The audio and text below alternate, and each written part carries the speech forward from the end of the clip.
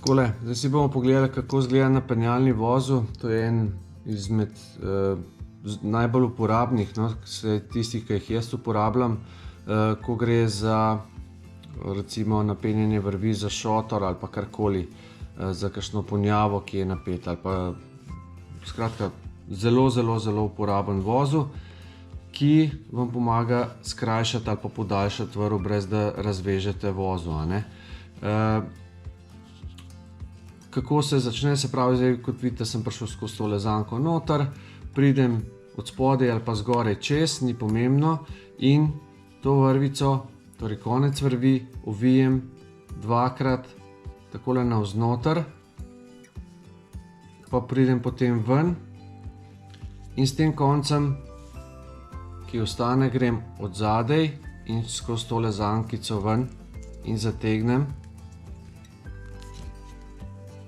Tako. Takole si pomagal. Pravim, ta vozu ga potem lahko, kot vidite, ko je vrv sproščena, ga z lahkoto nastavite na primerno dolžino, in ko je obremenjen, on ne bo šel nikamor. Če želimo to vrvico recimo podaljšati, vozu približamo k klinu, a ne, recimo, in se vidite, ta vozu oziroma vrvica podaljša, a ne, nismo nič odvezali, in ko je, kot smo rekli, zavezan, mora biti fino zategnen, a ne, da je to potem funkcionira to, kar želimo. Evo, to je bil en izmed napenjalnih vozlov, obstaja pa jih malo morje, a ne, torej različnih uporab, različnih izvedb, tako da to je bil ta, ki ga jaz v glavnem uporabljam. So pa, kot sem rekel, še ostali napenjalni vozli.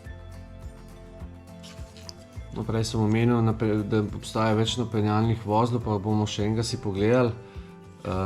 Recimo pridemo skozi zanko, takole, potegnemo malo konec vrvi ven, pridemo od spodaj, gremo s koncem vrvi noter, takole, zategnemo, ne smemo preveč zategniti, da se vozel nam takole ne sprevrže, a ne. Ne bom zdaj to pretiraval, da ne bom kaj podaril. Pridemo enkrat skozi, naredimo takole štiričko in s tem koncem spet noter, a ne. Se pravi, morata priti vsaj dve zanki, takole, če pogledate z te strani, morata priti dve zanki okrog te osnovne vrvi oziroma okrog tega nadaljevanja vrvi. Takole pridete lepo skozi, in ko je to zategnjeno, podobno kot pri prejšnjem vozlu, a ne, vidimo, da ta vozel, ko vrv napnemo, ni bil dobro zategnjen, pa tudi dosti spolzka vrvica je, ampak evo, zdaj pa je, ko je zategnjen. Torej zelo pomembno je, da vozel vedno dobro zategnete, da bo funkcioniral, sploh na penjalni, ker če ne bo trenja na vrvi, se pravi, bo ta vrvica potem kar po svoje se sprehajale gor in dol, ne. Tako pa, ko je vozel zategnjen, kot vidite, nikamor ne gre, ne. Samo ko mu pomagamo, ne, oziroma ko ga napenjamo na ta način, kot ste zdaj videli. Ja, tako. Takole, zdaj si bomo pogledali pa ribiški vozel, ki običajno poteka tako, da spajamo dve različni debelini vrvi skupaj. Zakaj ribiški vozel in ne ambulantni? Bomo zdaj si pogledali, se pravi, če bi hotel zdaj narediti ambulantni vozel, torej, dajmo reči, leva preko desne in desna preko leve, to je ambulantni vozel, pač recept, če si ne moramo drugače zapomniti, tako karkoli. In če pogledamo, vidimo, da ta vozel ne bo držal oziroma se ne bo obnesel zaradi dveh različnih debelin vrvi. To je en pogoj. Zato delamo ribiški vozel. Se pravi, zelo pomembno je, da vemo, da sta dve vrvici damo vzporedno, vzamemo v roko in bomo zdaj vzeli v tem primeru rumeni konec vrvi, ovili okrog prsta in okrog črne vrvice, v tem primeru, in vzamemo prst ven iz zanke in kamor je prst kazal, vtaknemo tole konec vrvi in zategnemo, da dobimo tak polvozel. Čisto preprosto.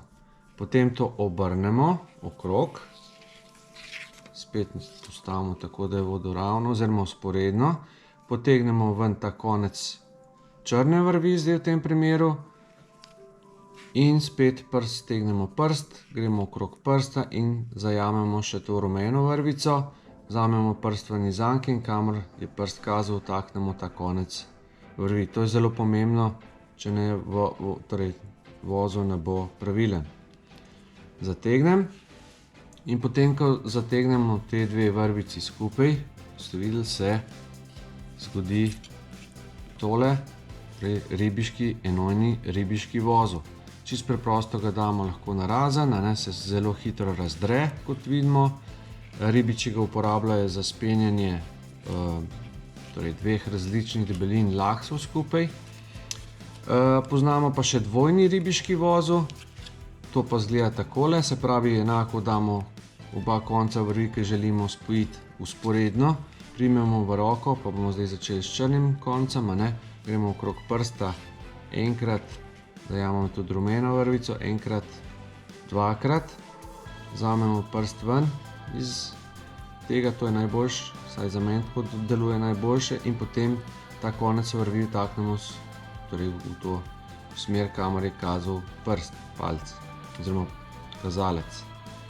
Tako, evo, zategnemo, obrnemo, enako kot pri enojnem, čist isti postopek, zdaj moramo pa z rumenim koncem nadaljevati, se pravi, potegnemo ven, dovolj mesa, rečem, enkrat, dvakrat in ta konec vrvi skozi tole lukenco, potegnemo takole do konca, da ne porabimo toliko vrvi, seveda pa pustimo majhen konček za potem razrezovanje. Takole, potegnemo skupaj, se zgodi to.